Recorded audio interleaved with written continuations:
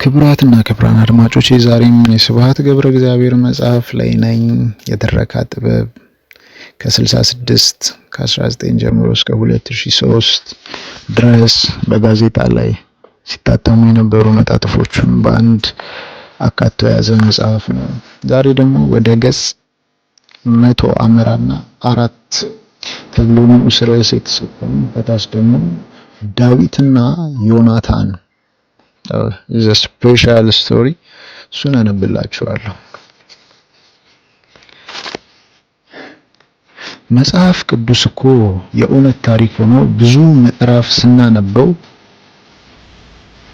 ቃል ደግሞ መጽሐፍ ቅዱስ እኮ የእውነት ታሪክ ሆኖ ብዙ ምዕራፍት ስናነባቸው ታላቅ ደራሲ ከጻፋቸው ልቦለዶች እኩል የሥነ ጥበብ አፍቃሪ ምናባችንን ያስደንቁና ይነሽጡታል።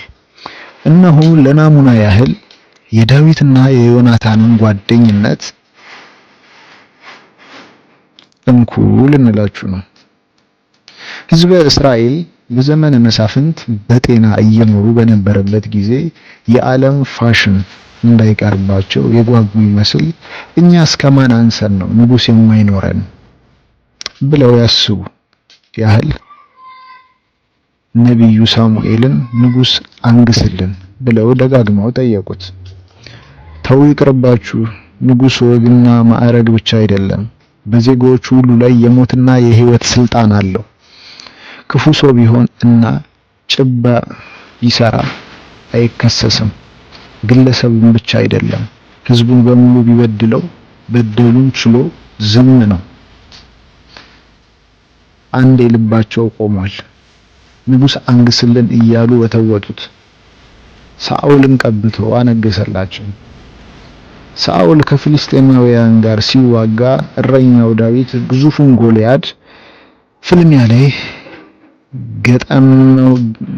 ላይ ገጠመውና በወንጭፍ ድንጋይ አነጣጥሮ ግንባሩን መታው። ድንጋይዋ ወደ አንጎሉ ውስጥ ተሰካች። ጎልያድዬ ምሳር እንደበዛበት ዛፍ እንዘጭ ብሎ ወደቀ። ክንብላለ በቅንፍ ነው ክንብላለ ያለችውን የምትለውን ቃል ያስገባት። የፍልስጤም አሮጊቶችና ደናግልም ደረታቸውን እየመቱ እኔን ክንብል ያርገኝ እያሉ እየዘለሉ ሙሾ ደረደሩለት ተብሎ ሊጻፍ ይችል ነበረ፣ ግን አልተጻፈም።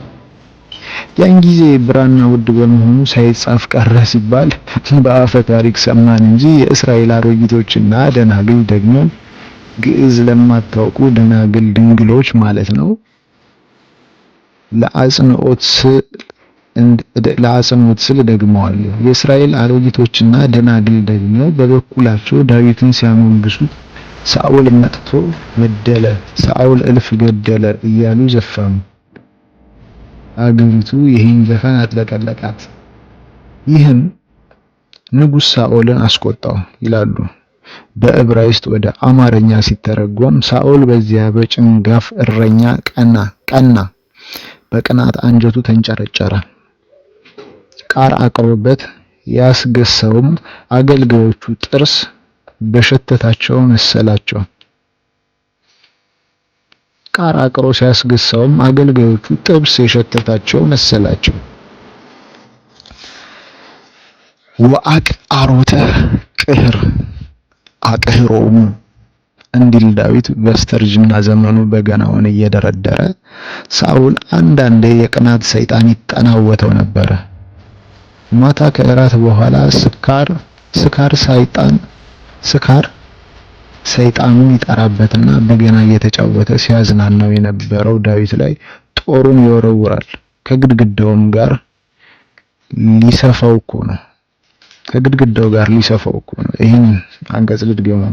ሳኦል አንዳንዴ የቅናት ሰይጣን ይጠናወተው ነበረ። ማታ ከእራት በኋላ ስካር ሰይጣኑን ይጠራበትና በገና እየተጫወተ ሲያዝናናው የነበረው ዳዊት ላይ ጦሩን ይወረውራል። ከግድግዳው ጋር ሊሰፋው እኮ ነው። ዳዊት ዘሎ ያመልጥና ከቤተ መንግስት ይጠፋል። ሲያመልጥ ታዲያ የንጉሥ ሳኦል አልጋ ወራሽ የነበረው ዮናታን ተከትሎት ይሮጥና ይደርስበታል። ዳዊት መሸሸጊያው የት እንደሆነ ለዮናታን ያሳየዋል።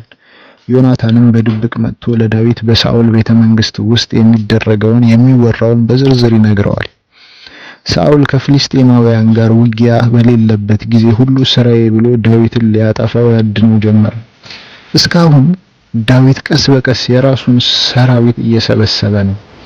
ነቢይ የቀባውን ንጉስ ለመዋጋት ሳይሆን ሳኦል ወደ ጥፋት እያሽቆለቆለ መሆኑ ስለታየው እና ነቢዩ ዳዊትን ቀጣዩ የእስራኤል ንጉስ እንዲሆን የቀባው ስለሆነ ዙፋኑን ለመውረስ ለመዘጋጀት እንዲሁም ከሳኦል ጦር ለመከላከል እየሸሹ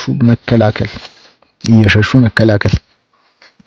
በዚህ አደገኛ የአዳኝና ታዳኝ ድራማ መሃል እያሉ እንደ ማታ ከእራት በኋላ ንጉስ ሳኦል አንበሳ መደብ ላይ ለመውጣት ዘወር አለ። በነገስታቱ ዘመን ጃንሆይ ወገባቸውን ለመሞከር ማለትም ሰገራ ለመውጣት የሚጠቀሙበት አነጋገር ነበር። በዕብራይስጥ ሳይሆን በአማርኛ ለምን አንበሳ መደብ ተባለ? የሰው መደብ የለም ወይ? ወይስ የትግል መደብ የለም ወይ? እንደነ ጓድ ሊቀመንበር አይነቱ ቢሉ የይሁዳ አንበሳ የት ሄደ? ሳኦል ገለል ብሎ ወደ ዋሻ ገባ። ስራውን ሲሰራ አድፍጦ ሲጠብቅ የነበረው ዳዊት ቀሰስ ብሎ የንጉሱን ካባ ከጫፍ ላይ መሐረብ የሚያክል ቆርጦ ቁራጩን ይዞ ወደ መደበቂያው ተመለሰ። ሳኦል ተመልሶ ወደ ሰራዊቱ እንደተቀላቀለ ዳዊት ጮኸ እንዲህ አለ። ወደ ገጽ 102 ገባው። እንዲህ አለ። ንጉሥ ሆይ ለምን ታሳድደኛለህ? እኔ በማዕድህ የምትመግበኝ አባቴ ነህ። በዚያ ላይ ያህዌ የሰራዊት ጌታ ቀብቶ ያነገሰህ ቀዳማዊ ንጉስ እስራኤል ነህ። ታዲያ እኔ ዳዊት ነኝን የእስራኤልን ንጉስ ጥፋት የምመኝ? እንዲያ ቢሆንማ ኖሮ ዛሬ ያህዌ በእጄ ጥሎህ ነበረ። የካባህ ቁራጭ በእጄ ይገኛል። ይህም ባረጋገጠ ጊዜ ሳኦል በጸጸትና በሐዘን ብዛት ቀሚሱን ቀደደ፣ ራሱ ላይም አመድ ነሰነሰ፣ ጮሆም አለቀሰ። ይቅር በለኝ ልጄ ዳዊት፣ እኔ ጥፋት አብዝቻለሁ። ተመልሰህ እንደ ቀድሞ አብረኸኝ ኑርና በበገና አጽናናኝ።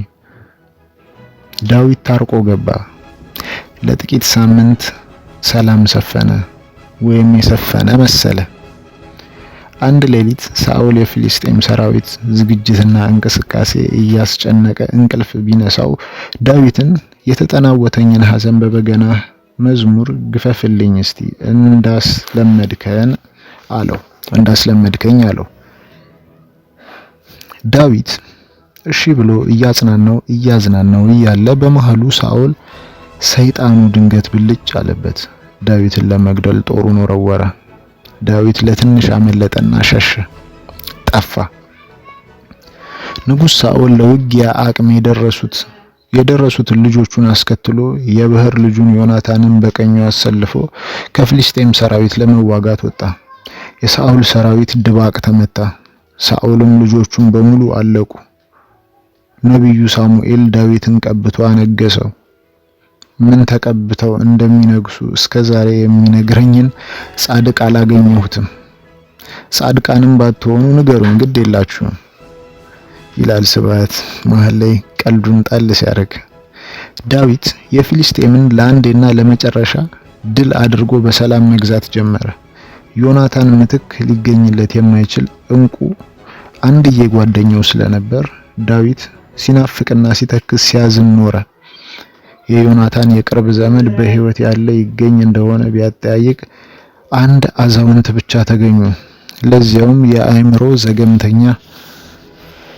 ወደ ቤተ መንግስቱ አስመጣቸውና እዚያው እየኖሩ በማዕድ ሰዓት ዮናታን ቢኖር በሚቀመጥበት ቦታ እየተቀመጡ አብረውት ይመገቡ ነበረ ብሎ ይጨርሳል።